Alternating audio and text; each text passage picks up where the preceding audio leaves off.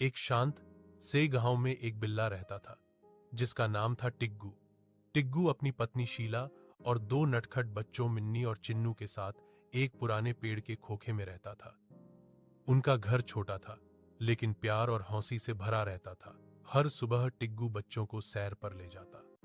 रास्ते में वह उन्हें सिखाता कि कैसे चुपचाप पैरों पर चलना है और कैसे खतरे को दूर से पहचानना है।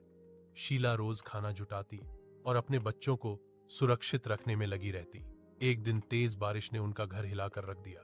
पानी अंदर आने लगा, लेकिन टिग्गू ने हिम्मत नहीं हारी। वह बच्चों को पीठ पर बिठाकर ऊंची जगह पर ले गया और शीला भी पीछे पीछे पहुंच गई।